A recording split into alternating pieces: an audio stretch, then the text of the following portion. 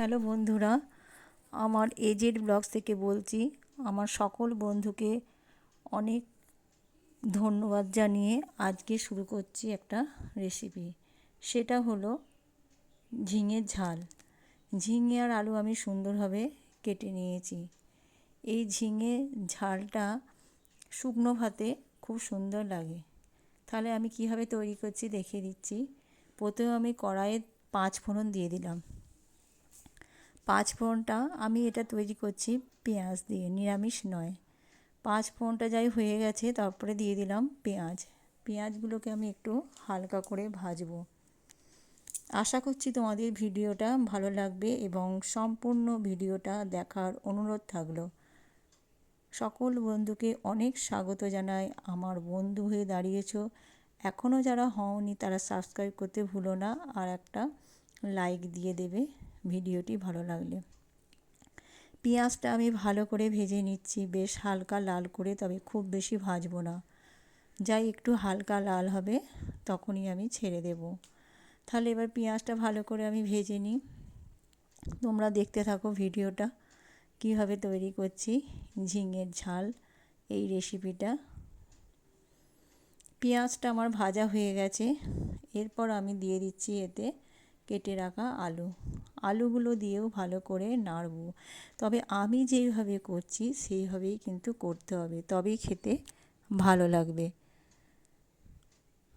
আলুগুলো দিয়ে আমি ভালোভাবে নেড়ে নিলাম, বেশ হালকা করে করে নেড়ে নিলাম। এরপর দিয়ে দেবো কেটে রাখা ঝিঙে। ঝিঙেগুলোকে দিয়ে নাড়তে হবে। ঝিঙে তবে প্রচুর জল বেরোয়, জাস্ট একটু নেড়ে নেব। ঝিঙে আর আলু একসাথে খানিকটা নেড়ে নিলাম।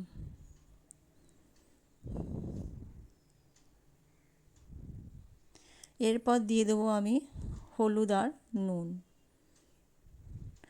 কাঁচা লঙ্কা আমি সর্ষে বাটার সাথে বেটে নিয়েছি, সেই জন্য অতিরিক্ত ঝালটা দেব না। ঝালটা তোমরা বুঝে সুঝে দিয়ে দিও। হলুদ আর নুনটা দিয়ে দিলাম। অনেকে অনেক রকমভাবে ঝিঙে তৈরি করে খায়, ঝিঙে রান্না করে খায়, কেউ চিংড়ি দিয়ে, কেউ বড়া দিয়ে।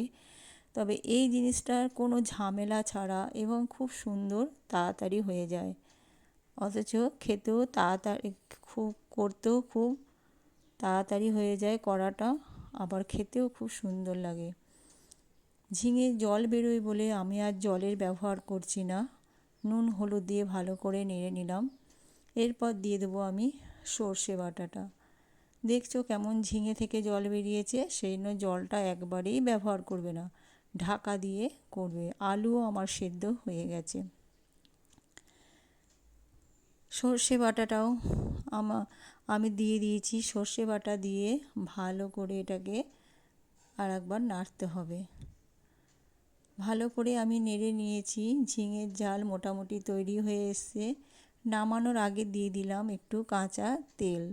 তোমরাও দেবে, দেখবে টেস্টটা আরও সুন্দর হবে। ঝিঙের ঝাল আমার সম্পূর্ণ রেডি। এবার একটু ভালো করে নেড়ে চেড়ে মাখা মাখা করে নেব। খুব রস রাখবই না, একটু গা মাখা হবে। এটা গরম শুকনো শুকনো খেতে ভালো লাগে, শুকনো ভাতের সাথে অসাধারণ লাগে।